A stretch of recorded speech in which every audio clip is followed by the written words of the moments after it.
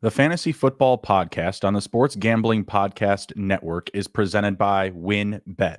Bet $100 at WynnBET and get a $100 free bet. Head over to sportsgamblingpodcast.com/WynnBET. That's sportsgamblingpodcast.com/WYNNBET to claim your free bet today. We're also brought to you by SGPN TV. Download the SGPN TV app. It's available on Roku, Amazon, and Apple TV. And welcome in to the Fantasy Football Podcast presented by the Sports Gambling Podcast Network. I am your host, Justin Bruni. Get my own name out. Joining me tonight, as always, is Mr. Andrew Raub, the TD King. How are we doing, sir? Fantastic. Another great week of football. Fantasy was good. Betting was good. So, yeah, man, I'm riding a good Sunday today. Yeah, I'm feeling pretty good after fantasy. Not so much on the betting. Had some picks go sour in some of the bigger tickets I had. Came a little bit close to making my money back. We'll see how this last game goes here. Got the Buccaneers and the Chiefs on right now live. Got the Buccaneers and the over in this one. The over's looking good. Not so much on the Buccaneer side of things. So we'll see how much I can get whipped back into shape here. But yeah, fantasy was pretty solid, avoiding some key injuries. Made some key starts off of injuries as well. We'll kind of get into that as we go through our recaps here. We are just going to be going from game to game, giving our instant reaction and analysis from player production, how to act for week 5, how to act for the rest of the season, whether we're stashing players, dropping them, looking to trade, buy, sell, etc. So we're just going to get right into it here. We're going to go in reverse order that the games were finished in. So the last game that was off the clock was the Raiders and the Broncos. Had the Raiders coming away with a 32-23 victory, their first win of the year. Kind of milk and duds for Derek Carr today. Less than 200 passing yards. Yikes. No interceptions, but also no touchdowns. Russell Wilson played a lot better than we've seen him play in the previous weeks to start the season. So people can definitely feel a little bit better about him going forward. But looks like they may be losing Devonta Williams for some time. That's going to create a pretty big buy situation, I think, for Melvin Gordon, whether you're trying to target him off of waivers. Probably not likely that he's available there, or people looking to maybe grab him in a trade because obviously it's going to be his ship here for a little bit. Josh Jacobs not really overreacting to this production. I think there's going to be highs and lows weeks for Jacobs. This was obviously his best week thus far this season, probably going to be his best production day of the year. So, if you're interested in selling there, don't hate it.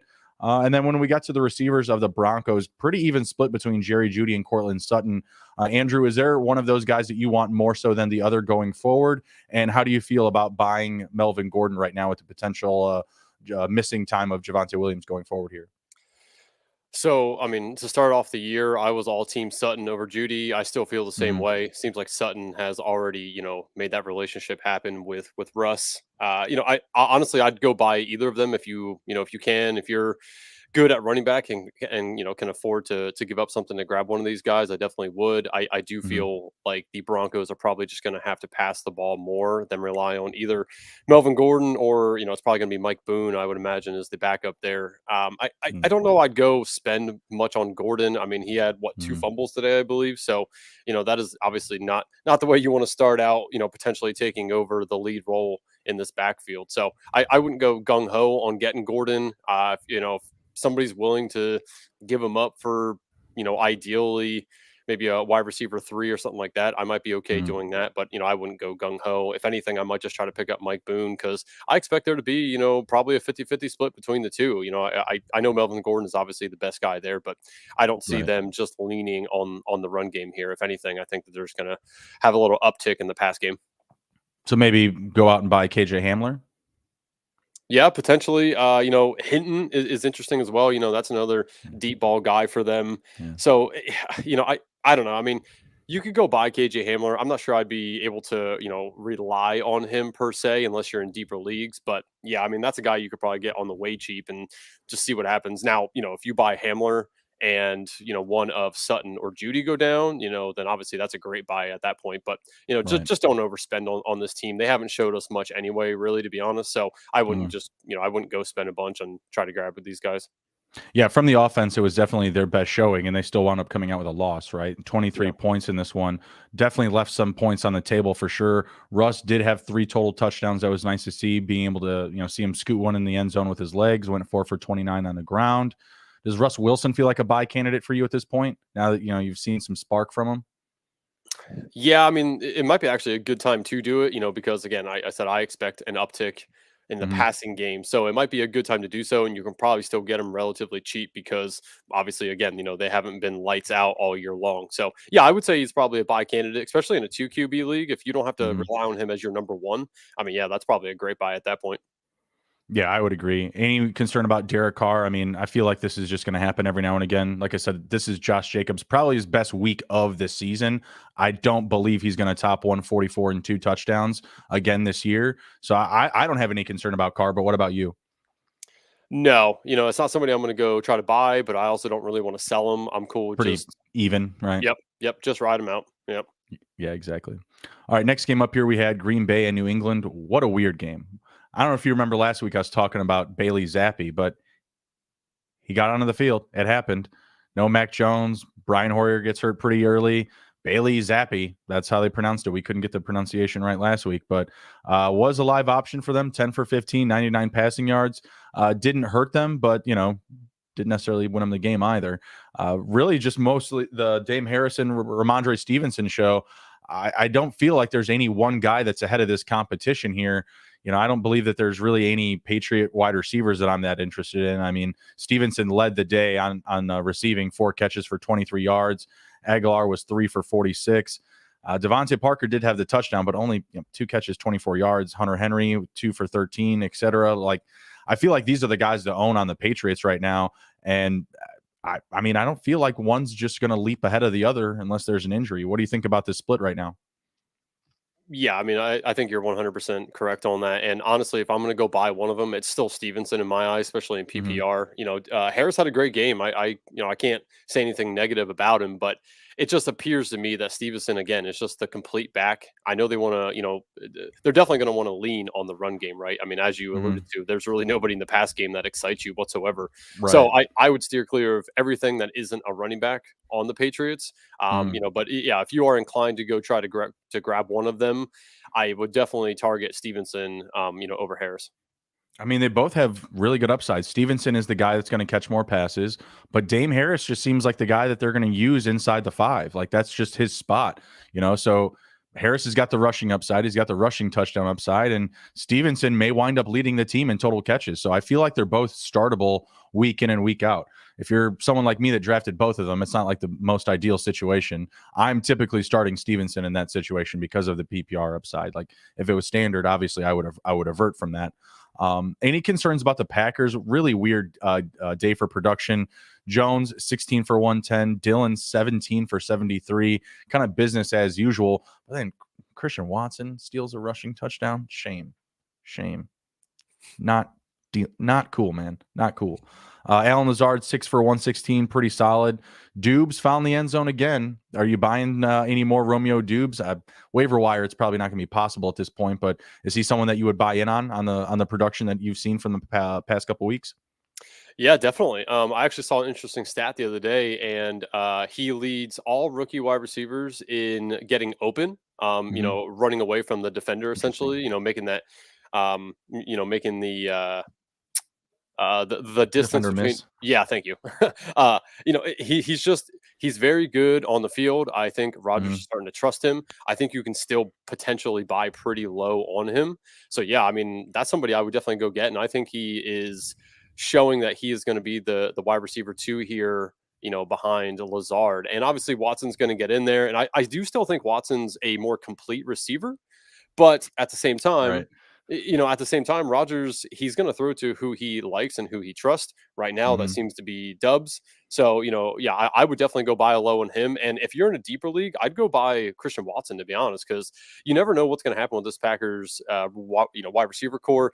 If Dubs has some more drops or, just isn't doing what he needs to do, then I think Christian Watson can, easily get in there and be that guy as well. So I'd go buy both of them. Obviously, you probably can't go buy Lazard, if you don't want to spend a bunch for him. So, right. But yeah, I would target both of those. Dubs in 12 teams, Watson in, anything 14 or more. I've been trying to trade Lazard for a running back. I was trying to trade him for Breece Hall. I tried trading Jerry Jeudy for Breece Hall. No one's biting. I thought that would be a decent swap. Even just what I saw in production this week, still think it would be a pretty fair trade. All right, we're going to hit a quick word from our sponsors, and we'll be right back after this with more recap action. All right, thinking of joining WinBet? Now is the perfect time because new customers who bet $100 get a $100 free bet. Plus, the WinBet Casino is always open 24 hours a day where you can get a 100% deposit bonus up to $1,000. WinBet is now live in Arizona, Colorado, Indiana, Louisiana, Michigan, New Jersey, New York, Tennessee, and Virginia. Plus, WinBet has their own same-game parlay feature. You just click on the game you like, select build your own bet, and start building a monster parlay. There's so much to choose from, and all you have to do is go over to sportsgamblingpodcast.com/winbet so they know that we sent you. That's sportsgamblingpodcast.com/WYNNBET to claim your free bet today. Offer subject to change, terms and conditions at winbet.com. Must be 21 or older and present in the state where playthrough WinBet is available. If you or someone you know has a gambling problem, please call 1-800-522-4700. If you watch football, as we all do, you need Fubotv. Fubotv gives you complete coverage of college and pro football with NFL Red Zone plus games in 4K at no extra charge. Over 100 channels of live sports and entertainment for a fraction of the price of cable. Watch on all your devices and never miss a game or an episode of your favorite shows with the included cloud-based DVR. Plus, there's no contract, no commitment, and you can cancel at any time. Right now, you can try Fubotv for free for 7 days and get 15% off your first month. Just go to Fubotv.com/SGP. That's FUBOTV.com/SGP. Right on. And we're back. We're talking fantasy football recaps from week 4. This next game, kind of an ugly one. Cardinals 26, Panthers 16. Cardinals take care of business on the road. Not loving what I'm getting out of Baker Mayfield here. Like that he was able to get the ball to CMC down the stretch, but the Panthers are kind of like Houston, and where they only have like 2 viable fantasy options. Like Cooks and Damian Pierce. Panthers, it's CMC and Cooks. Did I say for both or for DJ Moore? Excuse me. Same thing. You only have a couple of guys that you really trust here. Not really buying or selling anyone other than them. Not adding Tremble, dropping Robbie Anderson if I have him. Not really that interested. Very not happy with the Cardinals with Ronald Moore coming back. Greg Dortch was doing so well. 1 for 6. I just felt like these guys just like ran into each other. Like they just ate into each other's workload. Andy Isabella was on the field. He didn't really even do anything. He wasn't really impacting the game. I don't know. This also kind of feels like, Kyler, Brown, and Ertz. I don't really trust James Conner anymore. How'd you feel about this matchup? Yeah, game, like you said, it was definitely interesting. I felt like both teams wanted to lose the game. Neither one seemed that they wanted to put this game away. The Panthers had a chance to do it, and they just couldn't. You already mentioned CMC. He was a little disappointing to start the game, but down the stretch, they did rely on him. And honestly, Right. coming out, that's what they need to do, right? If they're going to be successful, you got to have CMC touch the ball as much as you physically can from start to finish. So, and I know CMC came into this game a little banged up, so I think that's why they didn't want to get him. Do you think that's a real thing though? I feel like it's more of like a just practice management. They're just like, we're not going to overload him with practice. Every Wednesday you're probably going to see him not practice. Every Thursday is probably going to be limited, and Friday he'll probably get in a full workload. Yeah, it was just, it was a little concerning that yesterday I was looking at the updates and they were still like, yeah, we're not sure he's going to play. Like normally on Saturday, we get the like, all right, he's expected to play. And it did come through towards the end of the evening last night that he was going to play. So It was a little alarming. So I think there is a little something there. And again, he hasn't been the most reliable, guy for injuries, that is. So, I do think that they didn't want to give him too much of a workload. But again, when you don't, this is what happens. You lose, and it just is what it is. But I'm not really concerned about CMC. Kyler had an okay day. Again, I think he just needs to run more. Like he always seems to do well when he is running the ball efficiently, on the gridiron. So I just I don't know what Cliff Kingsbury's doing as far as the plays calling. I don't know. To me, it's like he has good drives, and then the next drive he comes out and it's flat, and it's like, what just happened? Like what are you guys doing? So I don't know. I'm a little concerned about the Cardinals as far as the offensive play calling. I do think Marquise Brown had a very good day. Zach Ertz had a very good day.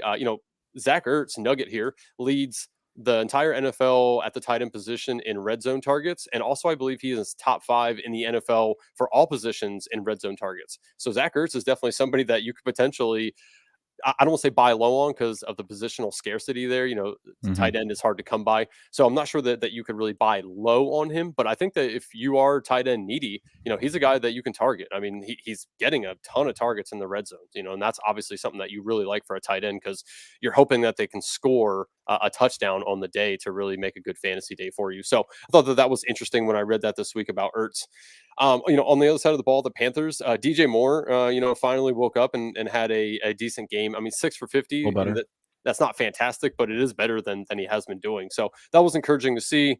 Tommy Tremble actually down the stretch for him was pretty reliable for Baker. I think that was more just, depending on what was going on. But again, tight end scarcity, it's pretty hard. So just keep an eye on that because I don't really think there's anybody else in the passing game besides DJ Moore and Christian McCaffrey that is like reliable. Again, not saying Tremble is going to be reliable, but I think it's a name to at least keep an eye on in the future here.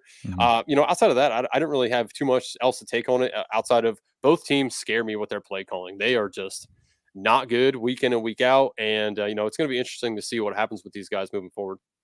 Well, yeah, I'm pretty scared to start a lot of these guys, to be honest. Even DJ Moore right now. Zach Ertz, though, as far as like tight ends go, he feels like he has a pretty safe floor. Like I agree with you, definitely a buy candidate.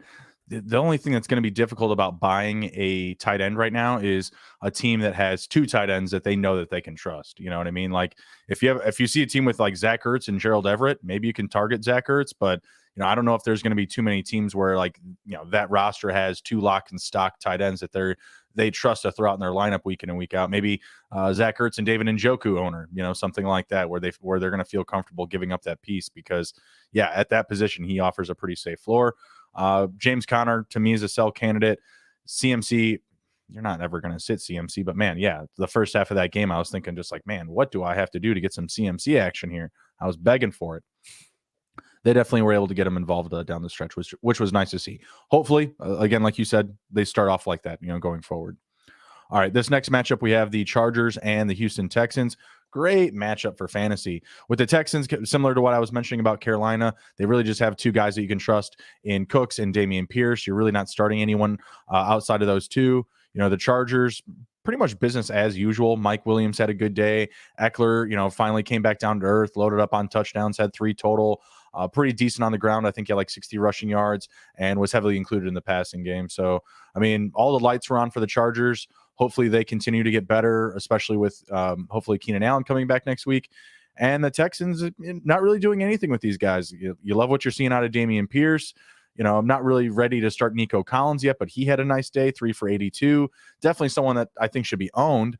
And Damian Pierce also had 6 catches today. So definitely getting that workload included in the passing game. So pretty excited about that. But I mean, pretty much leaving this game with the same thoughts that I had about both teams and the players that I'm using for fantasy. Yep, agreed. I'm not really going to overreact too much to this game. I was definitely interested to see what the Chargers were going to do. They got banged up on the offensive line with Slater out. Joey Bosa's out, so they took a hit on the defense. So I'm like, Right. what are they going to do here? Are they going to curl up in a ball and just feel bad for themselves that they have 2 bad injuries happen? Or are they going to come out and, show the Texans that they are the Chargers and that they, are a good team? And, I feel like they did that for a majority of the game. I feel like once they were up, I think they were up by, 17 at one point, and they kind of took their foot off the gas a little bit and let the Texans back in it, which I obviously, I'm not a fan of that. I don't like to play prevent defense, right? Like I want to go for it and keep your foot on the gas. So it was definitely interesting to see what the Chargers were going to do, but I thought the Chargers were fine. You alluded to it. Eckler was great. Mike Williams had a great day. Herbert was fine. I watched Herbert because I wanted to see what he was going to do, with his injuries with the ribs and everything. And he seemed fine. He didn't really seem like he was holding him or he didn't want to get hit. I think he is, I don't want to say past the injury, but I think that's subdued, a lot from the previous 2 weeks. So I definitely was interested to see that. And I think he did well. You said about Gerald Everett, I have a team where I have Everett and Higbee. Higbee's getting a ton of targets. Everett's getting a ton of targets. As that manager, if somebody came to me and said, hey, I want to buy one of these guys, don't care who it is, I would definitely, release one of them into the wild essentially and let somebody else trade for them. So, that's a good combo I was thinking of when you were talking about a manager who has 2 tight ends. It's Everett, Higbee, some of those guys, Njoku, who are, lesser of a tight end. They're not an Andrew or a Kelsey, but they're definitely serviceable for you. So, those are guys I would target, especially if you really need a tight end. On the other side of the ball, though, here, Damian Pierce, fantastic day. I sat him in every league I had him in and just regretted it. I know. I had other options, and he outscored a majority of them just because, he had that. It was what, 70 or 75 yards scamper for a touchdown, something like that. Like, beautiful stuff. Beautiful stuff. This is exactly who I thought he was going to be. Before the season, he was getting the workload. The coaches showed the trust in him. So I like Damian Pierce. Not sure you can go buy him low now after what he just did, but you never know. He could be the running back 3 or 4 on the team. I mean, honestly, he was going. It was weird. Pierce was one of those guys that in one league he would go in like round 4 or 5, and then I'm in another league and he's still sitting there around 7 or 8. It was weird to see. So again, you don't want to assume that somebody's not going to sell him. So you might just want to go out and try. I'll tell you what. I saw CEH, I think, scored 2 touchdowns already in this game. I would consider trading CEH for Pierce and like another wide receiver. I do think CEH falls off a little bit. So, just food for thought there. Outside of that, though, Brandon Cooks had 7 receptions, 57 yards and a touchdown. That was great. Burkhead with the, the odd touchdown of the day as well. So he had 5 catches, though. I mean, pretty solid. Yeah. I mean, good day. It was a little weird to see him out there again, though.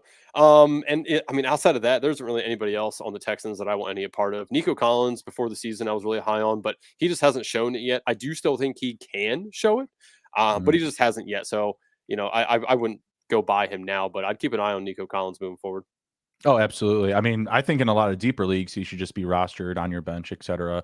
To Rex Burkhead, if he's on your waiver wire, you should only own him if you own Damian Pierce, because obviously there is a workload there. They haven't been using any other running back. So, yeah, if you have Damian Pierce, I do think if you have the roster spot, it's practical to handcuff him with Rex Burkhead, who we saw just get used as a receiver today. He just had 5 catches.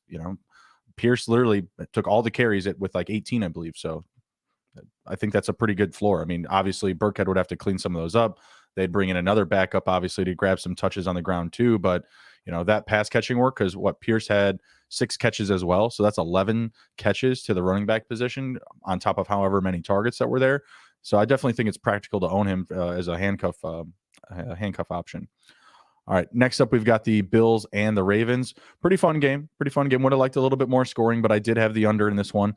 Josh Allen, 1 touchdown, 1 interception. Lamar Jackson, 1 touchdown, 2 interceptions. Ended the day with 1 to Poyer. Not great, but both of these quarterbacks led their team in rushing, which was interesting to see. Devin Singletary there, but not quite getting it done. Same thing for J.K. Dobbins. Dobbins did find the end zone, and he did have a couple of catches. I think this is kind of like the final breaking point for you to buy somewhat low on him, because I feel like this type of production is going to be more and more consistent. It's back-to-back weeks now with a touchdown. If this continues, that cost is just going to continue to go up and up. And I feel like with the numbers that he put up today, I still feel like it kind of leaves enough questions, because you have, Justice Hill still getting 8 carries for 45. Obviously Lamar is going to just lead the way. That's just going to be the case. I don't really see that changing. All the extra time that he has behind the line of scrimmage to just take anything for extra yardage, he's going to do it. And it feels like it's just more efficient than their running game. And other than that, the Bills offense was pretty much the Bills offense. Would have liked to seen a better day for Gabe Davis. Maybe that's a buy low candidate for this week. If you see someone that's willing to sell him. But the point that I wanted to make about the Ravens receivers is Devin Duvernay just not the number 1 here now? Man, I can't say that. Bateman's the better wide receiver. I know he wasn't used that way today, and he's been up and down. But I'd much rather still have Bateman. Now Duvernay again. That's a great wide receiver to go get, but I'm not going to say that he's better than Bateman. I don't think the cost to get Duvernay is very high. This morning, someone offered me, and this is in a dynasty format, they offered me Duvernay for a 3rd. I countered with a 4th. Trade went through. I put him in my lineup. Now, it wasn't booming production. I'm going to win that matchup, and probably whoever I had on my bench, I think Noah Brown would have put up very similar numbers.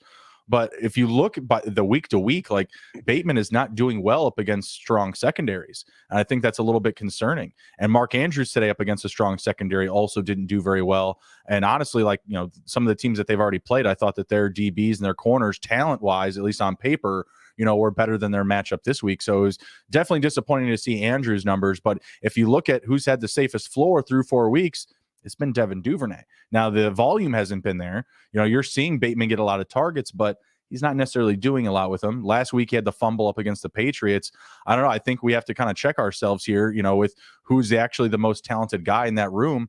Bateman, I feel like the correct answer is Bateman on paper, but what we're seeing on the field, it's a different story. So I definitely love Duvernay as a buy candidate. Like, I give up a 4th round pick for him. I mean, obviously there's going to be a little bit more of a cost you can give up, but whether it's a pick in a dynasty format or just something that you have leverage on your roster, I think that he's definitely a candidate to buy low on, and really you'd be buying high based on his production. You're just buying low because it's Devin Duvernay. He's got no name value, Yeah.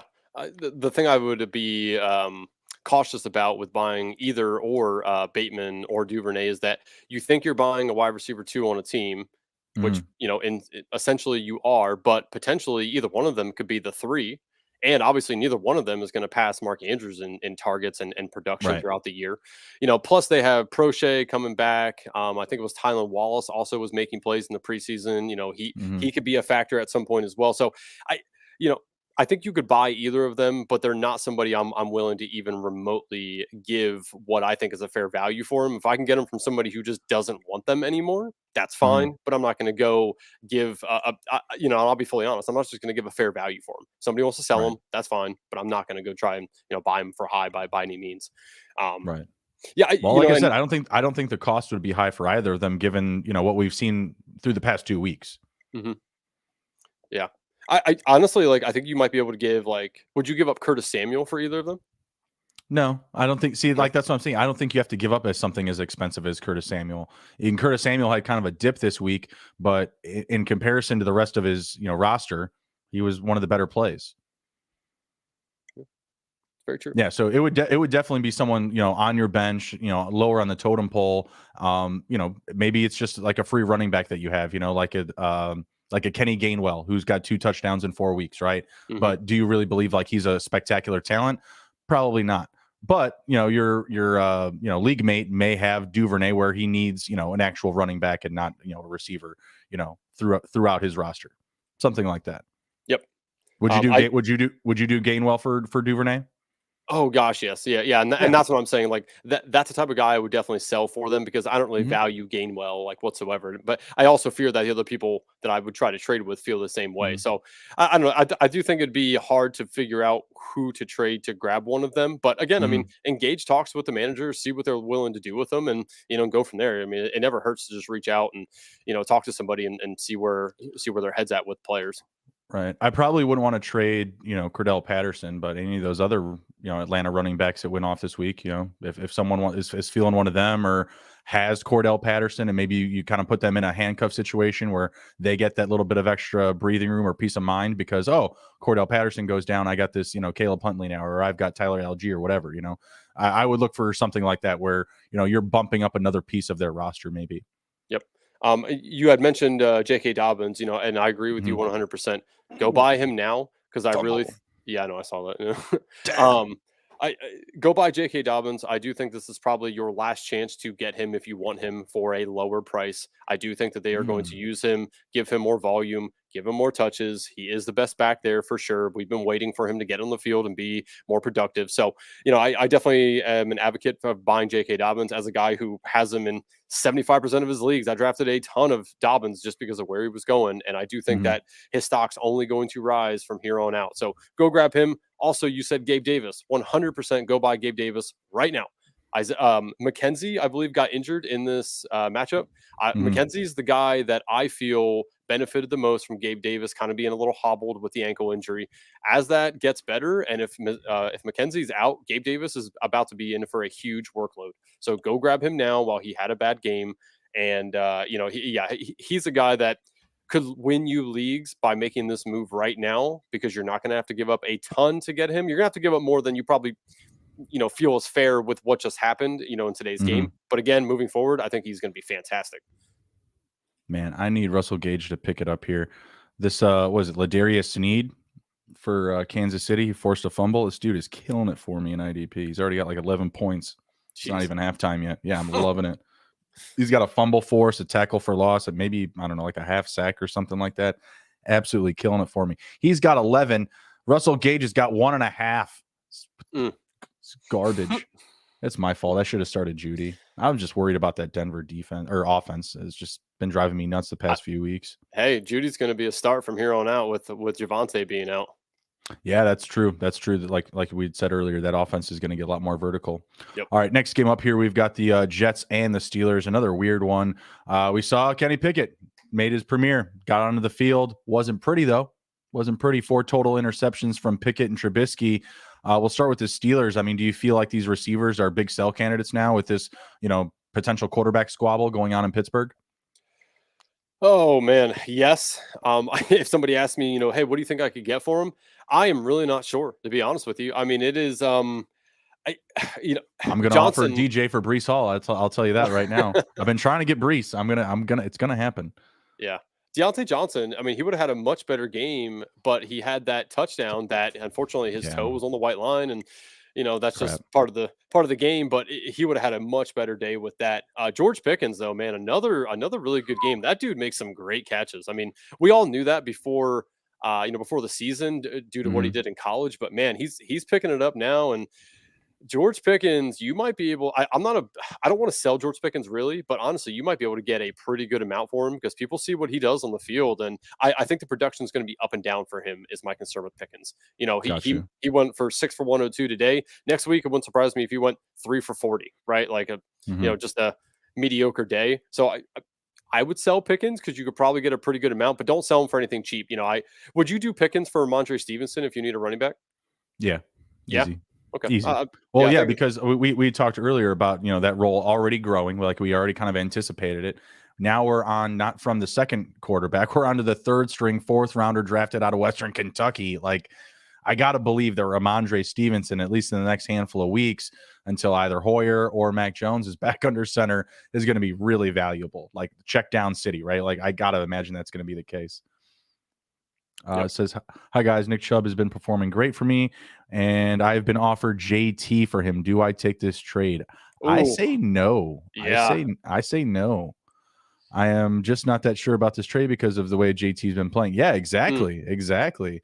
This happens all the time, right? Like the guy that's top 3, top 5 running back regresses. It happens. Like I think that Jonathan Taylor will have a good season as long as he's healthy and on the field.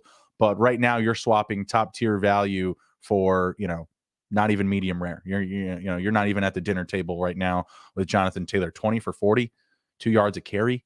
I mean, they're giving him the opportunity. He's not taking advantage of it. To me, it's because defenses aren't threatened by Matt Ryan. Like, you know what I mean? And until that passing game really takes off and they really just elevate just like really their play calling, like once they develop some, actual plays that are going to, create some big gainers, some big gap plays downfield, they're going to keep loading the box on JT, and JT's not a change of pace like third down pass catching back. Like he's a heavy runner, downhill. So he's got to find those gaps. And right now there's just not going to be as many of them with them loading the box like this. So I'm a little concerned. I don't know if I'm necessarily trying to sell him, but right now I would not be moving Nick Chubb for that. That's not a good idea.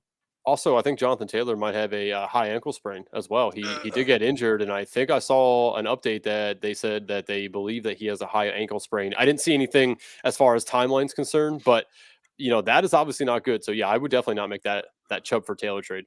Yeah, I don't even know how much I love Nyheim Hines in that situation. You know what I mean? Like that's one of those situations where I don't even know, like, if I'm going to spend that much on Hines, where I'm going to overcommit to him with Fob or whatever. He's going to be available in a lot of my leagues. Probably a situation I stay away from. In Dynasty, I scooped up a lot of what's the third running back? Jackson, Dion Jackson. Might be something there. I don't know. Probably a free waiver guy, as the week develops. Yep. All right. Let's see. Next game up here, we've got the Eagles and the Jags. A little disappointed in the Jags. I had Christian Kirk prop, had James Robinson prop for carries. Kirk was on the catches. A lot of targets there for Kirk. I believe he went 2 for 9 today. So just maybe blame it on the weather. Not overreacting to Jamal Agnew 4 for 50. Kind of just picking up where Zay Jones was leaving off. I feel like he'll be the guy going forward. This is what you're going to get out of the Jalen Hurts and the Eagles. Heavy rushing offense. Jalen Hurts didn't pass for any touchdowns, but he did have the one on the ground, 16 for 38 on the ground. Would have liked to seen a better day. And I'm similar to Josh Jacobs. I would be putting Miles Sanders in that same type of sell category because most likely his best week of the entire season, 134 on the ground, 2 rushing touchdowns, had 27 rushing attempts. That was very surprising. But again, they were playing in torrential rain. It was absolutely downpour. There was wind, etc. Jaguars had them by the balls to start 14-0 in the fourth quarter, but Eagles marched back. Definitely showing that they're the better team. Big takeaway I also have from the Eagles: their defense was pretty solid. Like what I've seen from them through 4 weeks, pretty good. I mean, it does push them to 4-0, so I guess that makes sense. Yep. And again, I'm not going to take too much away from this game due to the fact of it was raining hard. I mean, I live about an hour and a half away from Philly, and it was raining hard here too. And I mean, if you watch the game, when they panned away from the players where you could actually see the rain coming down, like it was coming down really heavy at points. So I don't want to take too much away from this game due to the fact of the weather was pretty bad. But, Right. ETN actually had the same amount of carries as James Robinson. We haven't really seen that too much. Robinson at least, was at least 4 or 5 more carries than ETN normally, which was a little surprising today. I don't think ETN's or Robinson are really buy candidates per se, but I don't want to sell them either. I mean, I think I'm just going to stay put with both of them. Christian Kirk, you alluded to it, 2 for 60. That's actually not terrible considering the coverage on him all day. I watched this game, pretty closely because my wife's an Eagles fan, so we watched this game, with the Washington game as well. But so I was watching this game a lot, and Christian Kirk was pretty locked down all day. So 2 for 60 was actually pretty decent for him. The Agnew thing was because Zay Jones was out. I'm not going to buy any sort of Agnew. When Zay Jones comes back, he's going to slot right back into that wide receiver 2 role again and get the volume he's been getting. The Eagles, again. Hurts was a little disappointing, but it was raining a lot. I mean, I saw a couple of the balls he threw that they went like almost straight down to the ground because he just lost it out of his hand. So I'm not gonna, I'm not gonna take too much away, from Hurts for that. Obviously, he ran a lot again. I think 16 attempts. Like that's fantastic. It's his floor every week is pretty solid due to the rushing. So Hurts is fine. I agree with you 100%. Go sell Sanders right now. Sell him. You can get a great wide receiver for Miles Sanders right now, especially for what he just did today, 27, 134, and 2. That's awesome. Exactly. AJ Brown, Dallas Goedert, and Devonta Smith, they all got their targets. It was sucked that Devonta Smith only went 3 for 17. He could have had a bigger day, but there was a pass that was just terrible from Hurts due to the rain, of course, that went towards Devonta Smith. I did see that he was looking for him in the red zone twice when they were down there close. And, both passes were incomplete, but they at least looked for him in the end zone. So that's pretty nice to see. But, again, if you need a wide receiver, I think Devonta Smith, you could probably go get him cheaper than you could last week, but not super cheap. Obviously, he's on a very good offense. And no one's going to sell AJ Brown. And I doubt somebody's going to sell Dallas Goedert because he's been getting pretty consistent work as well. And, as we were talking about tight end scarcity, it's really hard to go get yourself a reliable tight end. So I don't think anybody's going to buy or sell Dallas Goedert either. But, if you can go get Devonta Smith, I would go do that right now. Yeah, I think Devonta Smith is a little bit more viable after this game. ETN as well because of that split, but obviously it didn't work out on the scoreboard, right? I don't think that that's going to be a practical practice for them going forward. Having ETN and Robinson having the same rushing workload, that split worked a lot better for them before, right? At least on the scoreboard. So I feel like Robinson will have that priority. I also kind of felt like, this isn't a spot where we want to get him hurt. He's already taken a good amount of carries through the first 3 weeks. And, at the end of the game, it felt like it almost felt like they were ready to lose, at least in my opinion. It felt like, they were kind of tapped out. So I don't know, take that with what you will. Sell Sanders, like we said, not buying in on Agnew. And yeah, that's pretty much all we got from there. Let's go to a quick word from the sponsors, and we'll be right back with more fantasy football recaps. Do you ever wish that before every NFL game you could get up to date on the most accurate information before placing bets and locking in your fantasy lineup? Well, now you can with the Elias Game Plan app. It's the ultimate sports betting and fantasy companion for the NFL, NBA, and MLB. Whether you're a part of a fantasy tournament, placing bets, or just a huge sports fan or a stats nerd, the Elias Game Plan has everything that you need. Take this NFL season to the next level and download the Elias Game Plan app today. Choose from 3 game plans when you subscribe weekly, monthly, or annually. But I can get you 25% off your first month when you choose the monthly subscription. Just use promo code SGPN25. Find the Elias Game Plan sports betting app in the App Store or Play Store today and use my promo code SGPN25. PromoGuy.us. PromoGuy.us is the best place to go if you're interested in plus EV betting strategies. They've got daily updates on Odd Boost and huge cash bonuses for all the major sportsbooks. And they've got a VIP Discord group that puts even deeper plus EV analytics right at your fingertips. I got to say, we've been looking at their daily promo updates, and they have some of the most informative in the game. They don't simply tell you what team is probable to win, but where you'll get the best odds and how to track down and cash in big on constantly changing promotions. If you're not already using mathematical models to help you with your picks, you are missing out on an insanely valuable tool. And the best part of all is the Promo Guy is run by a small team of passionate sports fans dedicated to building a well-informed, better betting community. Go to promoguy.us and check out their 100% tracked, transparent, and proven method for betting smarter. So make sure you check out promoguy.us. No House Advantage is changing the game by offering the most dynamic fantasy sports platform available today. Play in pick'em contests versus other people for the shot at winning $250,000 plus in cash. Download the app, choose a contest, select your players, and earn points for correct picks, and climb the leaderboard for your shot to win big money every day. You can also test your skills versus the house and bet 20 times your entry if you hit on all of your picks. Bet on up to 5-player prop over-unders or individual player matchups across every major sports league, including the NFL, NBA, MLB, PGA, MMA, and even NASCAR. Make sure to check out No House Advantage today and experience daily fantasy sports redefined, because it's not just how you play, but it's also where you play. You don't want to miss out on this. Sign up now with promo code SGPN at nohouseadvantage.com or download the app and get your first deposit match up to $25. Okay, and we're back to our fantasy football recaps for week 4. We're moving on to the Bears and the Giants. Not so great. Giants were looking pretty nice in their retro uniforms. They moved to 3-1. Crazy to think that one of these teams is going to be 3-1 after this game. Bears 2-2. They lose 20-12. No real takeaways here from my Bears. You can't really trust anybody, other than a running back. I don't know if you necessarily want to start both David Montgomery and Khalil Herbert when they're both healthy, but whoever the top running back is, start that guy. He's going to get a lot of carries. Should get a decent amount of yards. No matter what the format is, I cannot recommend to start Fields. I don't know what it is. There was a little bit of development there with him and Mooney this week. Even Cole Kmet had a couple of grabs, but it's just not enough to compel you to start them in your fantasy lineup with any level of trust whatsoever. And to be perfectly honest, the Giants aren't that different. Obviously, you're starting Saquon Barkley. If Saquon Barkley were to go down, you'd probably start whoever their lead running back is out of desperation, right? Other than that, you're not starting any of their receivers. You're not starting Dan Jones. Not too many trustworthy players on either of these teams. That was my biggest takeaway from this matchup is like, man, these teams aren't good fantasy teams. No, thank you. Nope, you hit the nail on the head. Saquon is pretty much the only guy that you can start and probably want to start by any means. The game was pretty ugly. I was watching a little bit of it, and it was just not a good game to watch by any means. Fields at least passed more today.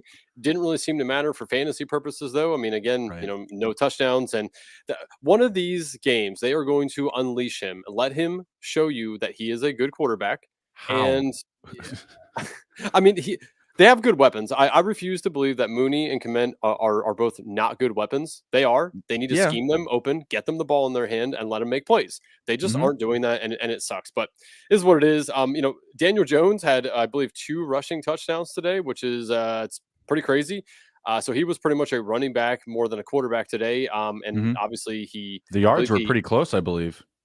He had 68 to 71, 68 on the ground, 71 in the air. The Bears held him to less than 75 passing yards. Yep.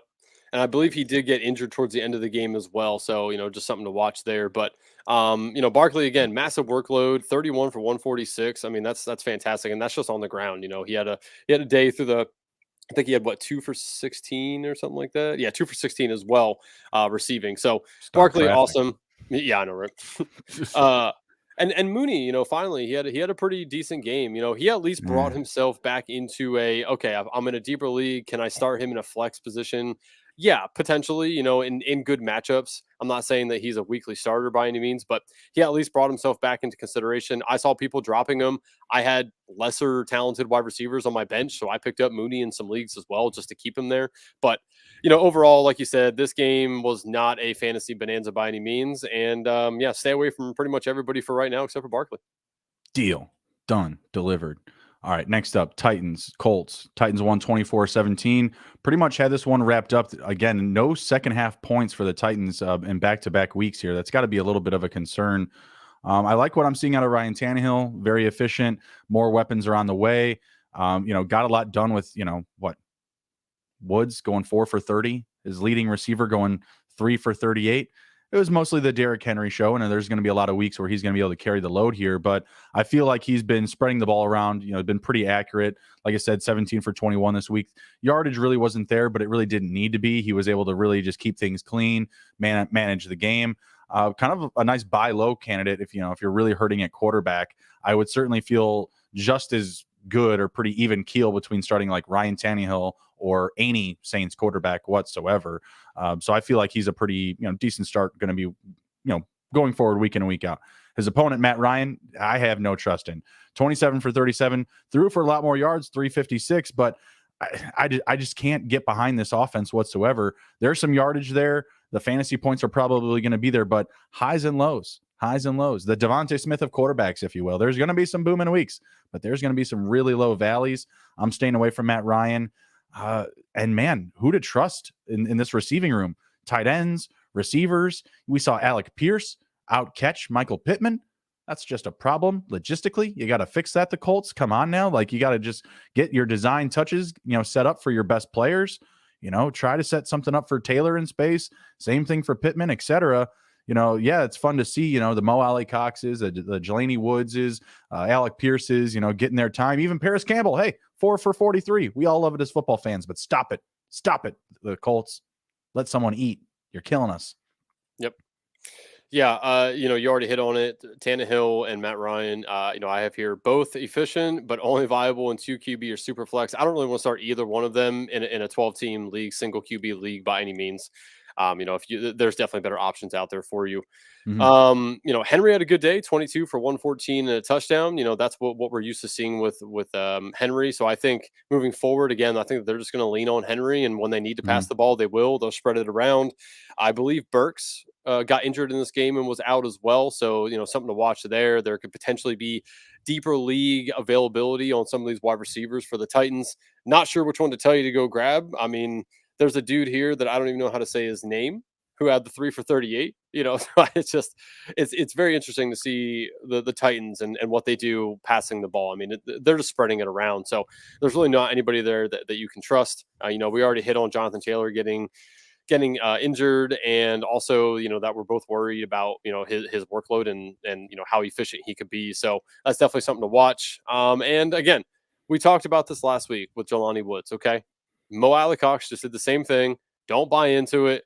They're going to switch every week. You're not going to know which one to play, so you might as well not even take either of them. If you want to stash one on your bench, that's fine, I guess, but it's not somebody that you're probably going to want to start, and you're never going to know when to actually start them. So, yep.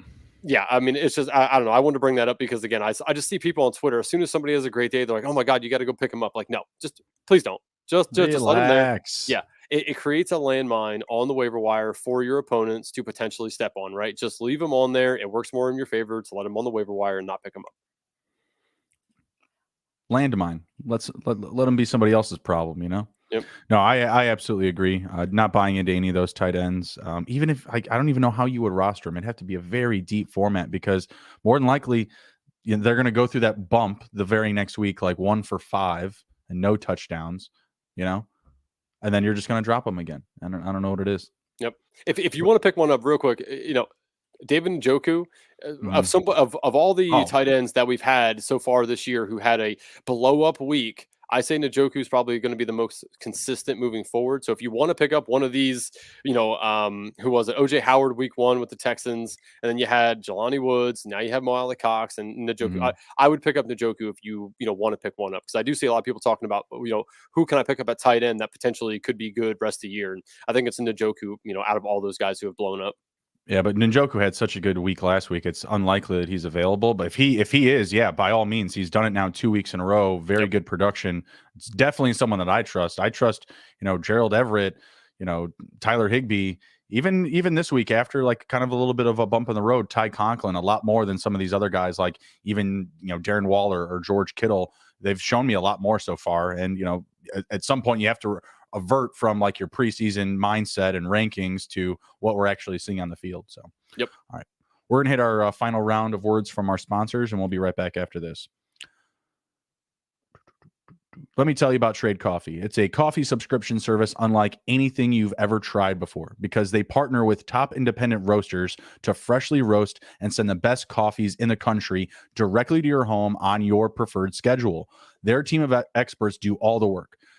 They're tasting hundreds of coffees from all across the U.S. every month to curate over 450 exceptional coffees that actually make the cut.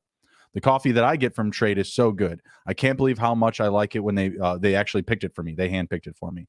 And their team actually worked with me to create my own custom collection.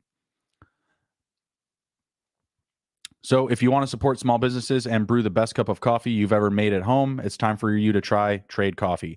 Right now, Trade is offering our listeners a total of $30 off your first order, plus free shipping at drinktrade.com/SGP. That's drinktrade.com/SGP. You'll get $30 off your subscription to the best coffees in the country. Be sure to check them out. Odds Trader. What is Odds Trader? Odds Trader is a place to compare odds from all major sports books. You can also compare the different sign-up codes and promotions from sport books to get the best deal. The app also provides player stats, key game stats, injury reports, and projected game day weather for bettors to make the most informed bets today. Man, I should have checked that out before today's game. I'll tell you that with the Eagles game. It also has a bet tracker so bettors can keep records of all your games and betting activity. Some of the key points and features of Odds Traders include handicapping, play-by-play updates, live scores, and bet tracking. Player stats, key game stats, projected game day weather, bet tracker allows you to keep records of all your games and betting activity as well. Go to oddstrader.com/Blue Wire. Odds Trader, the #1 site for all your game day bets. Right on. And we're back with our fantasy football recaps from week 4. Next up, we've got the Seahawks and the Lions. Woo! What a barn burner. Man, excellent game for fantasy. Bonanza. We told you last week, or at least I did, Josh Reynolds, and he brought the heat today, was able to find the end zone, was really the top receiver after TJ Hawkinson. And when you see Amon-Ra St. Brown out of the lineup, you see DJ Shark, you're probably thinking to yourself, man, probably should pull Jared Goff. I did not fall for that. Knew that this game was going to have crazy positive game flow. Absolutely went my way. I started Jared Goff in a couple of spots, albeit there was a few spots where, I did still have him on my bench, but, he kind of fits that build, right? Fringe starter. Loved what I saw from Rashad Penny. Loved what I saw from Jamal Williams. Another situation. If DeAndre Swift is healthy, you're always going to start him. But I feel like, Williams now has earned like that threshold, like starter every week until he gives us a reason not to. Believe he's right up there with the lead in total touchdowns in the NFL. I know he's at 6 right now. When I say total, I mean for running backs.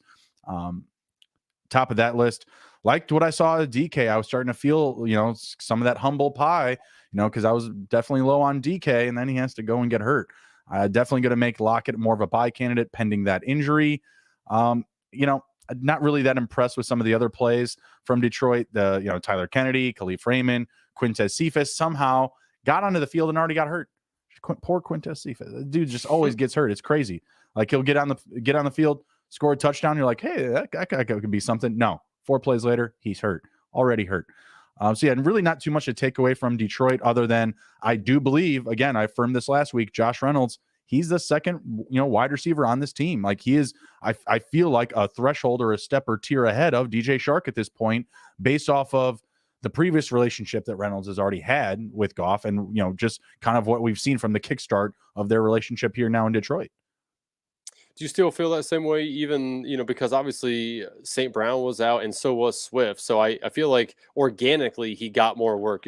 Well, If you Jameson feel Williams had he had plenty of touches to account for the DeAndre Swift workload. He had 19 carries. Swift hasn't had anything close to that type of production on the ground, at least volume wise, right? So I felt Williams filled in for Swift's value. I hear what you're saying. Like it had to go somewhere because they didn't have their dual running back sets. They didn't have their top 2 wide receivers.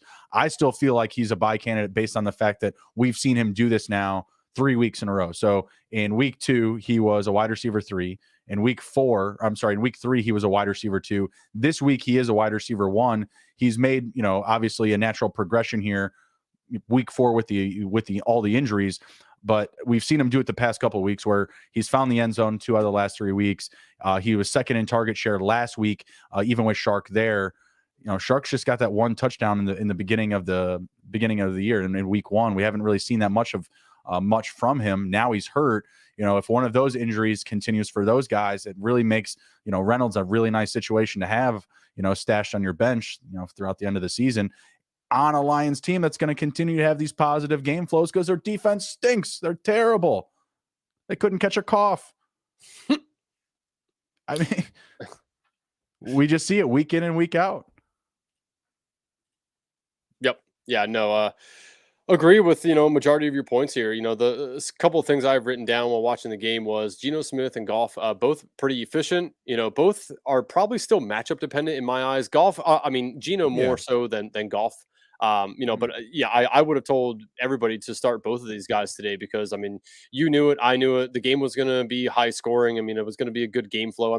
I believe this is the most points scored in a game this year so far at 93. It was just a fantasy bonanza. It was amazing to watch. It was so fun. Penny went nuts, 17 for 151 and 2. Good Lord. He just, every time I'd flip back to the channel, it was like I saw him just running free down the sideline. And I'm like, yep. What is going on here?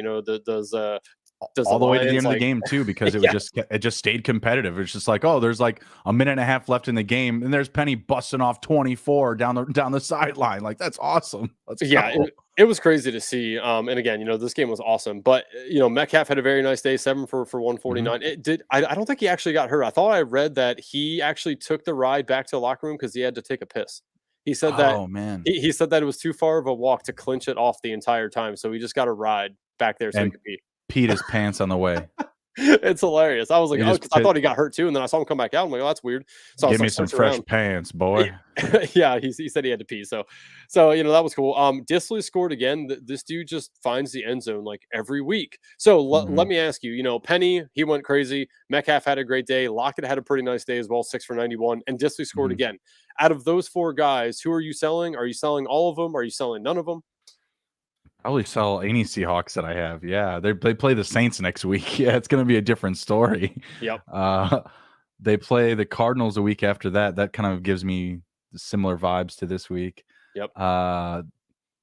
They play the Buccaneers the week after that. Not very good. That's going to be bad. And then they play the Raiders the week after that. So like you kind of just go up and down with the positive matchups, right? Like, you may, kind of feel like, oh no, I lost a pretty decent piece when Geno Smith plays, the Cardinals. But, when he comes back around to play the Buccaneers the week after that, you're going to be feeling pretty good about yourself. He's definitely going to look human. What I will say about Geno Smith, at minimum, he's completed 72% of his passes through 4 games. He passed for 80% plus these last 2 games. So nice to see. Obviously the matchups were better, Atlanta, Detroit, etc. But, he's been, pretty solid all the way through, not really making too many mistakes. Although through the first 2 games, he only had 2 passing touchdowns. So, and 1 interception. So again, you're going to have to take the highs with the lows, not someone that you really want to buy. If you can sell, again, there's a lot of situations with, fantasy teams just having bad quarterbacks. I went up against a team this week that had Tua and Fields as their starters. Yeah, that didn't end well for them. You know what I mean? Like, that's a team where if I'm stocked on quarterbacks, I'm absolutely trying to make a move. I told you guys last week, I tried to offer my opponent 3 quarterbacks for Justin Herbert because he had only 1 healthy quarterback in a 2 quarterback league. Like, if you can get that type of leverage, definitely, do what you can. I love being able to stock up, 5, 6, 7 quarterbacks and then just being able to trade them all away. That worked. I swapped Mitch and D-Hop for a 101 in Dynasty. I swapped Jameis Winston for Rashad Bateman. It's been kind of even keel so far. Bateman obviously had a better start to the season, but faded the past couple of weeks. But, you can get those values either in the middle of your season or when someone's just lulling in the offseason. I traded Jacoby Brissett for a 5th-round pick. Honestly, I feel like I kind of got robbed, but at least I got an asset for him. And that was before the season started, before we really knew any of his value. So, whatever it is, whether it's, someone, like Tua, obviously Tua didn't have, the best narrative coming into this season. But, when you're looking at guys like Geno Smith and Jared Goff, just don't assume like, oh, I know what I know about them. They stink. They're bad. Look at today. Look at today. Little different story. If you had Metcalf and you had one of these, David Njoku's or Higbee's or somebody at tight end, would you trade Metcalf for Kyle Pitts? Oh, God, that's tough. Metcalf, and if you were the Kyle Pitts owner, would you do it? As long as I had another tight end, I guess. Yeah, sure. As long as he's healthy. Like I thought he wasn't healthy. As long as he's good to go, then yeah, by all means. But if there's something else there, then you gotta hold off. But yeah, I mean, Kyle Pitts has all been but abandoned. We got that game coming up here in a couple of games here, but yeah, very inconsistent, very hard to trust. You're putting him on the field based on his rookie season and that name brand that he has. Everyone knew who Kyle Pitts was coming in to last year's draft. Everybody knew he was supposed to be this tight end, wide receiver type of hybrid. His skill set's going to translate to that of a wide receiver, et cetera. You have to draft him high, all that and this, that, and the other, right? Top 5 tight end coming into the drafts this year. Not been the case. Been the case. Not a high on Metcalf person, but from what I've seen thus far, yeah, that would be you'd be the clear winner thus far. If you got the Metcalf side of that. Yeah. I know we talked slightly about Hawkinson, but holy Hawkinson, man, 8 for 179 and 2 touchdowns. Whew. Is he a must start moving forward in your eyes? Yeah, absolutely. I mean, it's really difficult to not start, like, I mentioned earlier, like Darren Waller, George Kittle, TJ Hawkinson. It's very, very difficult not to start them. If you have guys like Njoku, like Everett, Dallas Goedert's pretty much in the same category as them, except for he's now safe. Like, you're starting those players, unless you have, like, again, like that really safe floor tight end that you've just seen through the past several weeks. Higbee's been safe, but he hasn't even found the end zone yet. At least Gerald Everett's been in pay dirt, a couple times now. You know what I mean? So, like, even within that group of players that we feel are safe now, there are those risks. Like Tyler Conklin today definitely wasn't on the same, pace of production that he was with Joe Flacco under center. Yep. Definitely a little bit disappointing. I know I'm feeling like I kind of need to advert off of him. I need to kind of, shift to another direction or kind of figure that out or that roster spot out in another way, because I'm already developing that concern. Yep. Watch me take him out of my lineup. He gets 2 touchdowns. It's the game we play. We sign up to get hurt, baby. All right. Next one up we got Andrew's Commandos. Took in a beating today. Not really unexpected anything in this game. Cooper Rush, he's kind of blossoming here in front of our eyes, I feel like. A couple of good outings here, a couple of W's for the Cowboys. Dallas now 3-1. I mean, nothing really shocked me in this game, Andrew, other than maybe Tony Pollard production. I kind of felt coming into this game and this season just in general, like week in and week out, he would kind of give us a safe floor, probably somewhere between 8 to 10 fantasy points. Not the case. Any reaction there either way? Like, you want to buy, you want to sell him, move off of him, try to, get him at value. And really nothing here from the Commandos for me other than, man, get the ball to Terry early, please. My goodness. Yeah. One of the things you said about is Pollard, should we go buy him? Should we sell him? I would go buy him right now because Zeke is garbage. I mean, he had a bunch of work, but it went nowhere. He's sluggish. Right. He's slow. He should not be the guy. He should be the guy that's taking the goal line reps, but let Tony do everything in between the 20s. I mean, that is how the Cowboys should be playing this out. Now, they're so heavily invested in Zeke, which I think is why they're trying to continue to prove that he is, their main running back, but he's just not their the money's guy. Worth. Yeah, I guess so. I mean, their per carry cost, of like 115,000 per carry. Yeah, it's insanity. But and again, the Cowboys showed everyone this is why you don't pay a running back a boatload of money. This is exactly what happens, right? So I do think Pollard is definitely a buy candidate for me. Lamb obviously must start moving forward. Even with Cooper Rush, I mean, he's just getting the volume and the targets. It was great. Noah Brown and Gallup, I wrote down here, I think that they are going to be disastrous for each other because I think it's going to be, you're not going to sure which one's going to have a good week, but they potentially could both have a great week. It's a weird dynamic between the two because Noah Brown obviously is having this great time with Cooper Rush right now, and Gallup came back, got a touchdown. But when Dak comes back, is it going to be majority Gallup? Is Brown going to kind of win his spot? Like, I just think that they're going to be bad for each other. So I want to stay away from both of them. As a Washington fan, it's so hard to watch this vanilla offense. Like, they just don't understand that you need to come out blazing to beat teams because you don't have a good offensive line. And the D is just getting beat deep all the time. So they need to change up the game plan a little bit here and start coming out a little bit more hot. It's like, again, I said it last week. It's like they try to come out and not lose the game right away. And in turn end up losing the game right away. It's like they just can't get it together. So I do have a couple of key notes here for Washington. Wentz can't be trusted, very matchup dependent moving forward in my eyes. I put him in the same category as like Geno Smith and Jared Goff, right? Like he's probably gonna have some good matchups that you can play him in, but he's not trustworthy. Gibson needs to soon be benched, and you need to make other plans if you have him on your team because Brian Robinson's coming back next week.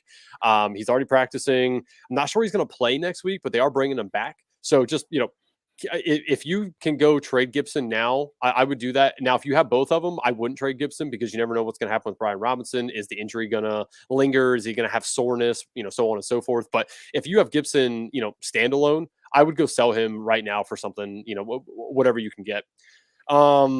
McKissick, still a flex-worthy start in PPR. Again, they're going to be behind in games, and they bring in McKissick, and he's not a bad player whatsoever. So he's flex-worthy in my eyes. Do you agree that he's still going to be flex-worthy when Robinson comes back? Because now you've got to have three guys that are touching the ball back there. Yeah, but I think Robinson's going to eat into Gibson, not so much McKissick, because Gibson nor Robinson really play that third down role that McKissick does. If anything, potentially, they may try to get Gibson more involved in space on third downs and let him catch some balls. So that could eat into McKissick's work a little bit.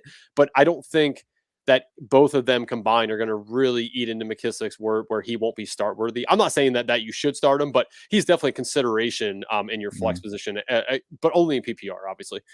Two more notes here real quick. McLaurin, usage is tough to trust. He is up and down, and it's again because of the play calling. You just paid this man a bunch of money to stay with you. Throw him the damn ball. Like, what are you doing? I mean, he showed last year he burned Diggs multiple times last year. Like he shouldn't be a guy that you're only targeting when he's in a good matchup. I mean, he's a great wide receiver. Last year, he ranked number 1 in catchability on balls that were not thrown. On balls that weren't catchable. He led the NFL in catching those balls. Like he has great hands. He's a great wide receiver. Use him, but it's really hard to trust him with the usage going forward here.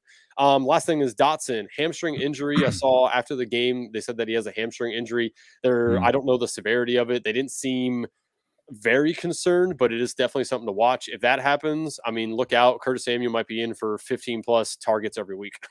Ooh, that'd be nuts. Certainly not going to go to Terry. I don't know what their problem. I don't know what their problem is. I don't know what the aversion is from their best player on offense. They just don't want to use him. I don't get it. I tell you, I do think it's because they're getting pressure in because the offensive line is just dismantled. Yeah, it's really bad. I mean, they had injuries to start the season, and none of them have come back yet. So it's really bad. They're trying to plug and play, but they have no time to wait to hit Terry downfield, and that's what he's really good at. So I do think. In the coming weeks, they're going to get a couple of these key pieces back on the offensive line. It can get better. Again, right now might be a good time to get Terry. Would you play or would you trade Metcalf for Terry? It's pretty even. Yeah.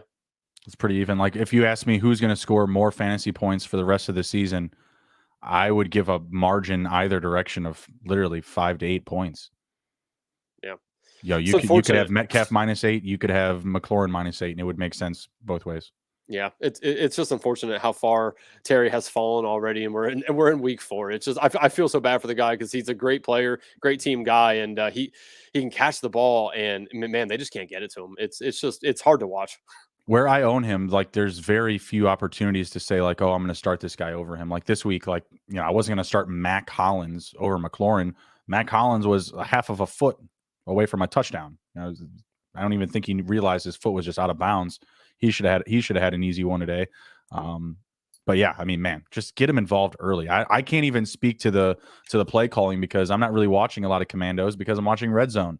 Scored 10 points today. So do the math. Like you just don't get to see him a lot, right? So, and when I am seeing him, what are they showing me? Carson Wentz under duress. Carson Wentz taking a sack. The offensive line not doing well. Oh, hey, here's the one shot of Terry for the day. This is it. Take it in. Take a photo. Killing me.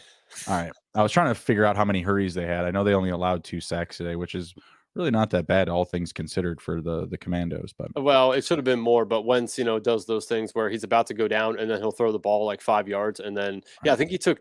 I know at least 2, potentially 3, intentional groundings because he's just going down. He throws the ball, it doesn't get back to the line of scrimmage, and the storybook, man, I hate it. He's throwing the ball. More than I can say about my quarterback. At least he's not throwing it left-handed anymore, so that's a plus. There you go. All right, next up we've got the Falcons and the Browns. Falcons came away with a nice close win here, 23-20 over Cleveland. Not really too much that I took away from this game. Leaving the same way about the quarterbacks that I came in, feeling the same way. Nick Chubb, Kareem Hunt, same thing. The Falcons' running game was a little interesting. You saw Tyler Algier, Caleb Huntley, Cordell Patterson all being used. I still feel like Cordell Patterson is the guy that you want to own there. I thought that he was going to be a little bit banged up, that he may not be healthy enough to play. Looks like he was able to suit up and go, so that's a nice thing. Maybe you can buy low on Patterson now, now that there's been a little bit of an emergence in the rest of the room. With the Browns, don't let Amari Cooper hurt you. Just don't fall for it. He's going to do this to you. Highs and lows, another Devonta Smith level type of production pace here. One week he's going to make you feel all happy and yummy inside. The next week, doo-doo. I don't know what to tell you. Don't trust him. David Njoku, very safe floor for a tight end position, at least so far. From what we've seen, feels like someone I'm safe to plug into my lineups going forward. Can't say the same thing about Kyle Pitts, who feels like now after 4 weeks feels like a sell candidate. Not too worried about Drake London. Was getting covered by Denzel Ward for most of the day. Denzel Ward did wind up having an interception. Better weeks for Drake London ahead. Yep. I wrote down here, Brissett and Mariota can't be trusted. I started Mariota over Justin Fields, and I'm like, man, I feel good about this. And it was like the same. It was like a push. You should still feel better about it. Like, you made the right play. I mean, Mariota can typically still get to his threats. He just didn't have the best matchup today. Like the defense for the Browns, way better than what the Falcons are going to be able to put up, and the Falcons still won. So I actually think it speaks positively towards Mariota. Yeah, I guess so. It was just so hard because I was like, I expected so much more out of Pitts and London, and neither one of them had good games. So and again, speaking of Pitts and London, I know you said that you sell Pitts. I'm not on board yet. I'll have FOMO if I sell Pitts, and then all of a sudden he starts to do what we think he can do. So I'm not going to sell him or London. After this game. I just can't do it yet. Next week though, talk to me next week. If Pitts has another terrible game next week, I might hop on the train with you. Yeah, 5 weeks. That's the limit. All right, I'm gonna hold you to it. We're gonna talk some Pitts packages next Sunday night. Last thing on this here that you didn't hit on is Algier. He was a serviceable with a bigger load. I think Tyler Algier, if he's still out there on your waiver, go pick him up, stash him. If Patterson gets hurt, I think that he could be a pretty good running back 2 or potential flex spot for you. So if he's out there, I wouldn't spend a lot of fab on him by any means, but if you can grab him and put him on your bench, I would do that. Yeah, I'm not against it. Caleb Huntley, deeper formats, same situation. He looked pretty good today when they gave him the opportunity. Obviously, like we said, Patterson is banged up a little bit still. So if that is a developing situation, those are nice stocks to get in on early when they're not going to cost as much as when you do see an actual time away, injury, whatever it is, right? Yep. All right, next up here, we've got last one up here. We've got the Minnesota Vikings and the New Orleans Saints. This one took place in Jaleo, London. Vikings with a nice comeback victory.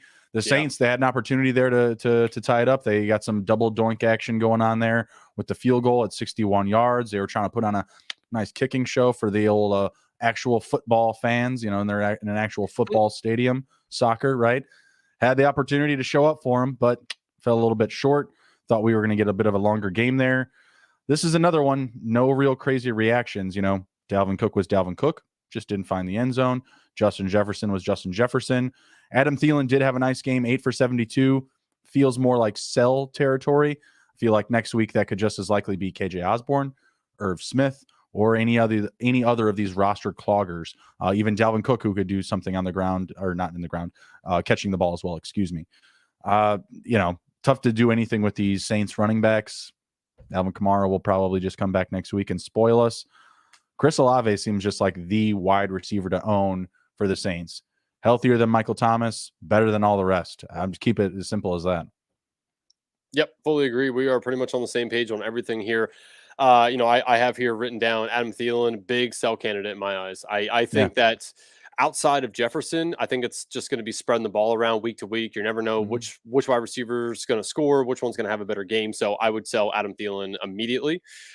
Cook, are you concerned at all though? Because he hasn't been super efficient like we normally see him be, and it looks like this offense wants to pass the ball a little more. So I am slightly concerned on Cook. Obviously, I'm not going to go sell him by any means, but there's some concern there in my eyes, and he's just not as efficient as normal. I mean, if you told me today Dalvin Cook's going to rush for 20 or have 20 attempts, I would have said, all right, he's probably going to be 100 plus yards, right? Yeah, like 112, 115, something like that. It's not going to kill you at 76, but at the same time, you just expect more out of him. So moving forward, I'm a little concerned with Cook. Again, not telling you to sell him by any means, but I would definitely keep an eye on Dalvin Cook and the usage especially. And I think the really big benefactor is going to be how they use him in the red zone moving forward. If they're giving him the opportunity to score and he isn't, that's good, that he's at least getting the opportunity. But if they're just going to pass the ball when they're in the red zone, I might look to sell Cook, because you can probably get a pretty good amount for him. So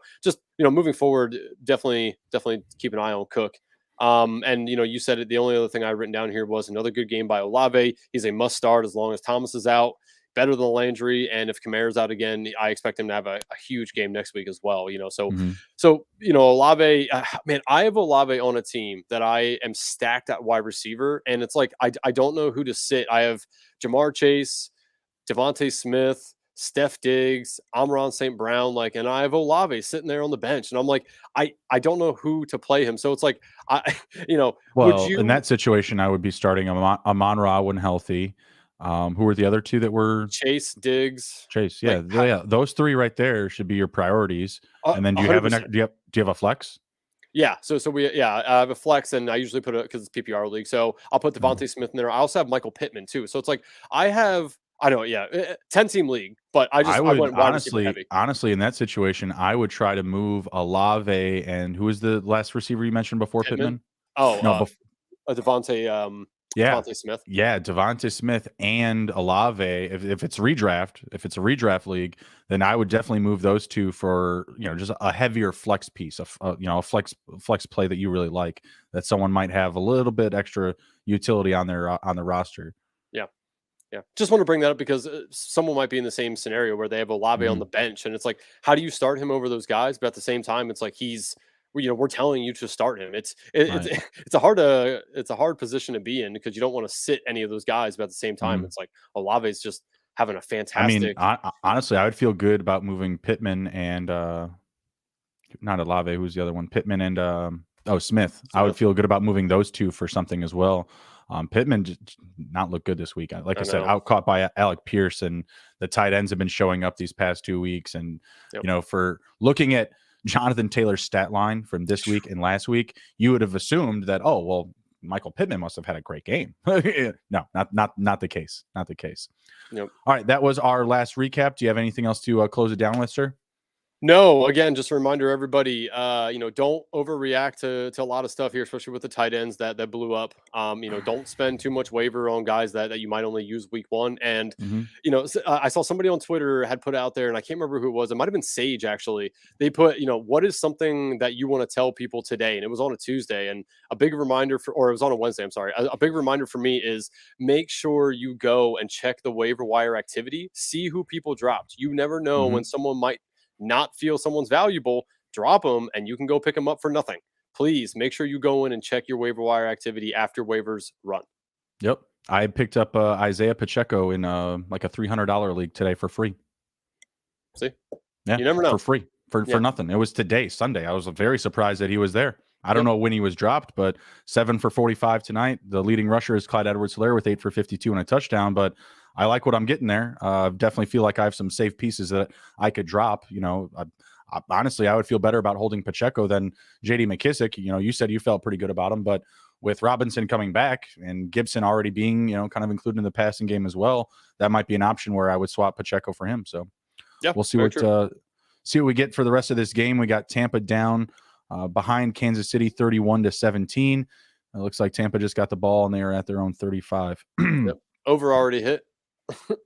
Yep. Over already hit. I just need Tampa Bay to, stage a comeback, and I'm going to be sitting pretty. Hopefully we get a nice close to this game. Be sure to follow us on YouTube. For the next 2 weeks, we are going to be doing a YouTube giveaway. We are going to be collecting entries for a DeAndre Swift jersey giveaway. We're also giving away $50 to the SGPN merch store. We got a lot of good stuff. We got Andrew rocking one of the hats tonight. We've got, stuff that you can wear out with the fellas, if you need some nice, bar attire, something clever, to watch. Where's your headband, man? Yeah, I know. I got to get on it. Well, the hair is not so long. I'm not hiding, this massive forehead with this massive thing of, rug of hair on my head. You know what I mean? When it's a little bit shorter, I can, do it up a little bit. But yeah, giving away the jersey. All you have to do is follow us on YouTube, leave a comment on any video whatsoever, whether it's this one while we're live or anything else in our collection. Take a screenshot of those two things, you following and your comment, and send it to us on Twitter at SGPN Fantasy. Hit us up in the DMs. We'll save your entry. We're going to be doing the drawing on 10/16 at kickoff, 1 p.m. Eastern. So if you're in the chat right now, if you're not following already, subscribe, leave a comment. You're in. Boom, done. You're all set to go. Be sure to send that to us over on Twitter at SGPN Fantasy. You can find me on Twitter at SGPNJB. Where can they find you, Andrew? On Twitter at ARAUB23. That's ARAUB23. All right, sounds good. Take care. Be well, everybody. If you can't be good at it. We'll see you. See you guys.